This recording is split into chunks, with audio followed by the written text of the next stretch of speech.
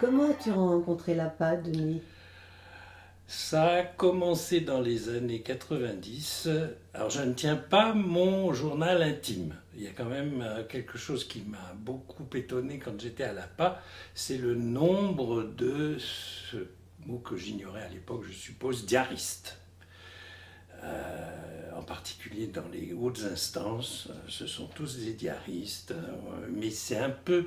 Ma femme me demandait souvent, mais c'est une secte en fait ton association, parce que c'est vrai que c'est quand même pas tabou, mais les gens ne le disent pas tout de suite qu'ils tiennent leur journal intime. Alors moi, ça m'est jamais arrivé, même à l'adolescence, j'écrivais des poèmes, mais pas de journal. Alors je tiens par contre des petits agendas.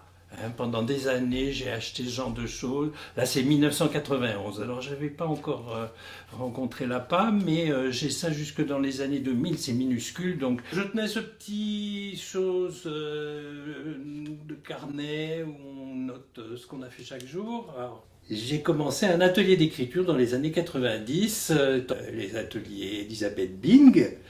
Et dans cet atelier, il y avait une Hélène Arnoldi, comme elle s'est présentée.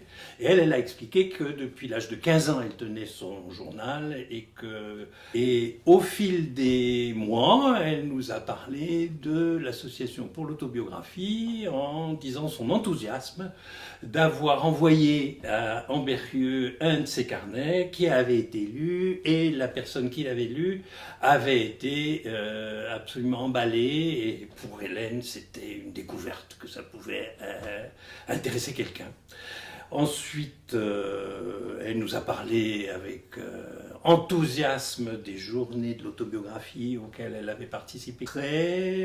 Au fil des mois, l'année suivante, notre animatrice Françoise Guérizel a annoncé qu'elle s'était aussi inscrite dans non seulement l'association pour l'autobiographie, mais aussi à un groupe d'écriture qui était à l'époque dirigé par Elisabeth Sepen, et ils avaient décidé de traiter le thème frères et sœurs.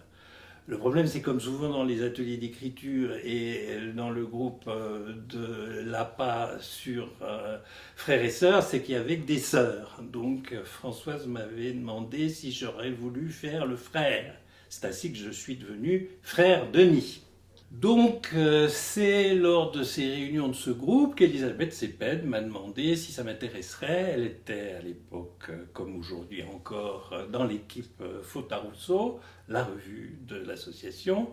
Et donc, je me suis retrouvé au milieu de ces personnes, avec Philippe Lejeune, évidemment, comme tête du groupe. Et c'était Philippe Artière, à l'époque, qui avait trouvé, lui, le fameux titre qui, en général, plaît de la revue La Faute à Rousseau. Donc, je me suis retrouvé avec Elisabeth dans le groupe Frères et Sœurs. Je me suis retrouvé dans le groupe de l'équipe Faute à Rousseau. Et puis, c'est là, je suppose, que Philippe Lejeune m'a demandé si j'aurais le temps de, avec lui, faire la mise en page, puisque c'était sur son ordinateur chez lui qu'étaient les articles qu'il engrangeait, etc. Là, on saute des étapes, et c'était déjà les années 2000, il y a eu décision de changer au niveau de la présidence. J'avais dû déjà être au conseil d'administration, était émergée l'idée de faire appel à Gilles Alvarez pour être président, et je suis devenu son vice-président. Très différent et finalement, je crois, complémentaire. Et ça a permis donc d'avancer. Il y avait évidemment les journées, je me rappelle, alors c'était Simone Aymar qui était notre trésorière. et d'une compétence, d'une gentillesse tout le temps, avec le sourire.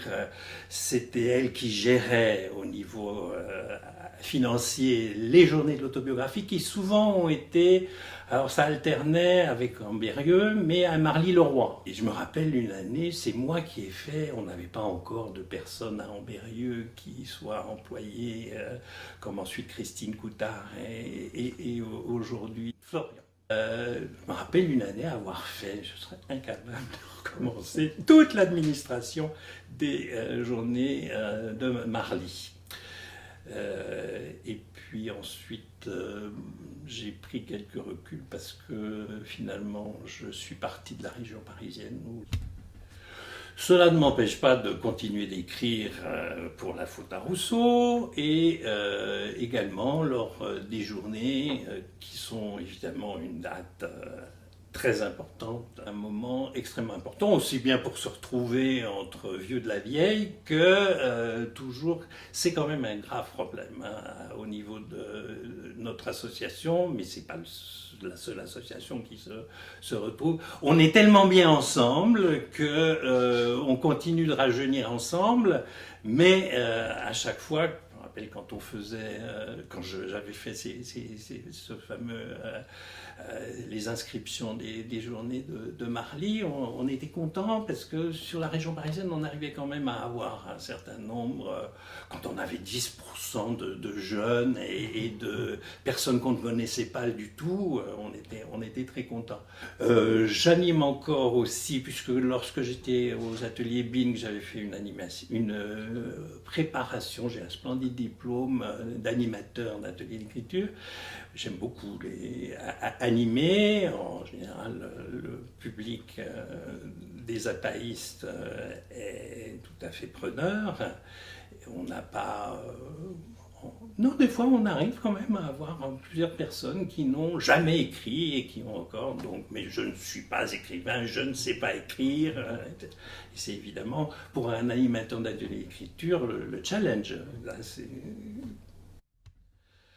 Grâce à la page, j'ai aussi découvert le monde des associations, donc je ne connaissais absolument pas. C'est évident que ça permet à des personnes qui ne sont pas obligatoirement dans leur parcours professionnel contents de toutes les virtualités qu'ils sentent et en eux de s'exprimer. Donc ça me paraît quand même quelque chose d'important. Moi, c'est évident que l'important, ça a été les rencontres, les personnes extrêmement différentes et en général attachantes qui élargissent mon horizon. Bon, j'ai eu la chance des fois, quand il fallait boucler la faute à Rousseau, plusieurs fois par semaine, de fréquenter Philippe Lejeune chez lui, sur son ordinateur,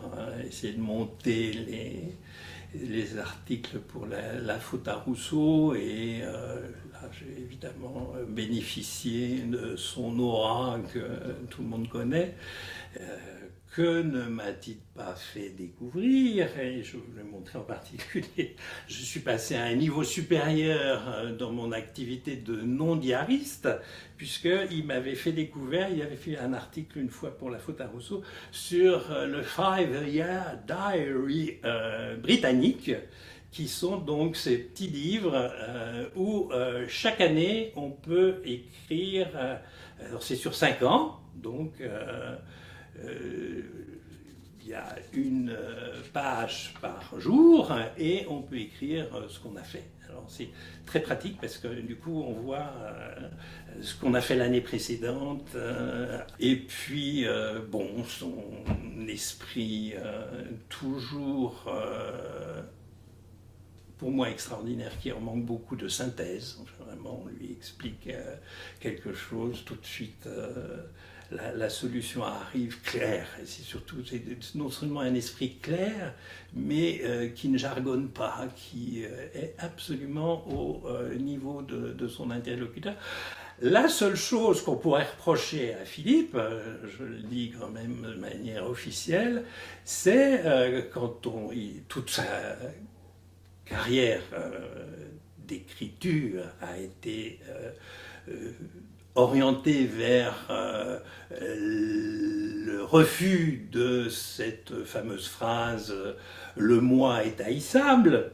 Non, le moi n'est pas haïssable, j'ai le droit d'écrire sur moi, j'ai le droit que ce soit au niveau journalier ou une écriture autobiographique avec un certain recul, mais le fait est que, à même fréquenter Philippe de près, il ne parle jamais de lui.